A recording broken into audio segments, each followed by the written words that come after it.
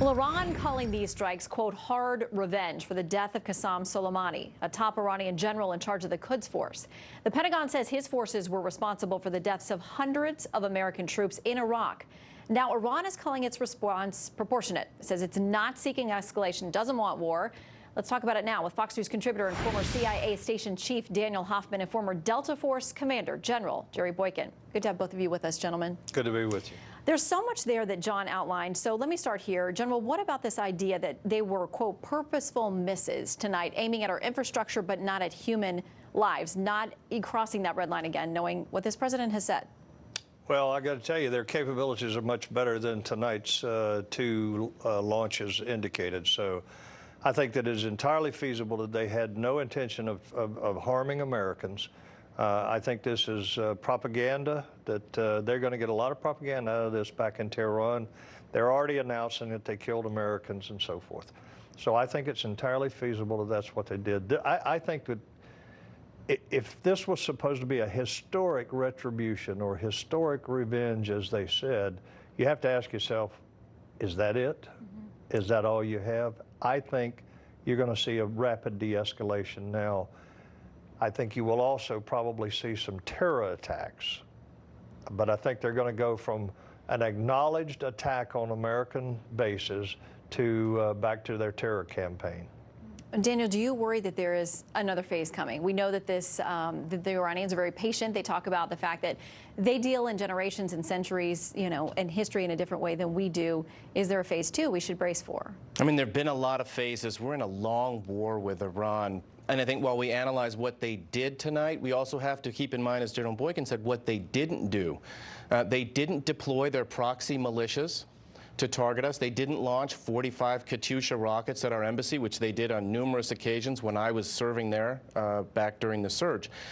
It doesn't mean that they won't. It doesn't mean they have perfect command and control over those proxy militias, including Lebanese Hezbollah.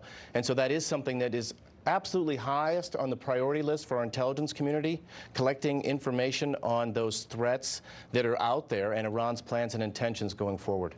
Okay, so just to recap, the military assessment that we're getting tonight is that Iran launched 15 ballistic missiles. 10 of them hit the Al-Assad air base, 1 hit in Erbil, and 4 of them were told failed. That's our military's assessment. Now, Ben Rhodes, who is of the Obama administration, tweets this: there were no rocket attacks against U.S. interests in Iraq during the Iran deal. Those attacks resumed after Trump pulled out of the Iran deal and escalated sanctions, which was an entirely predictable consequence. General, your response? Yeah, the Iran deal was closed in late 2015. In January of 2016, they took 2 patrol boats off the coast of Iran, which I do not believe were in Iranian waters. They took them and humiliated our sailors and had a big propaganda campaign going on about that. And what did America do? We thanked them. John Kerry thanked them. That encouraged them to be the bad actors that they are right now. So they've never changed their behavior, and we have helped enable them to develop those rockets and those missiles. So I think that comment there is without any real foundation in terms of its relevance to what's happening right now. Okay, so here's where we stand tonight. As far as we know, the casualty assessments that have come in are no American lives lost, no word of any other coalition or lives lost. We'll wait to see what the ultimate word is on that. But if this was the retribution, if this was it, no American lives lost, we took out Soleimani, can the president now, Daniel, walk away from this and say, we're done? We come out the winner here, or will there be the optics of those who will say, hey, they bombed, you know, bases with U.S. personnel on them and we didn't do anything in return? Where's the off-ramp for this? Well, let's also remember that we targeted and killed 25 members of Kataib Hezbollah before our embassy was breached by those same proxy militia groups that Qasem Soleimani was directing.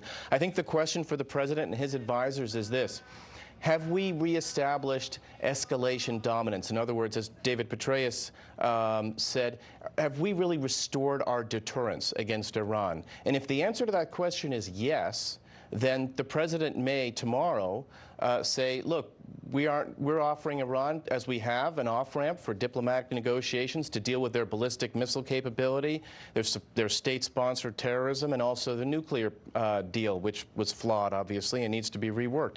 That might be what the president discusses tomorrow. And he may also reiterate the red line, which is, if you target our people again, this is what happens. We're not as worried about your foot soldiers, though we'll target them too. We're going to hit the leaders who made the decisions, and we'll make them pay. And we all stand by to hear from the president in the morning. In the meantime, as we think about our men and women serving over there, Daniel and General, we thank you both for your service too. Thank you. Thanks for being Thank here you. tonight.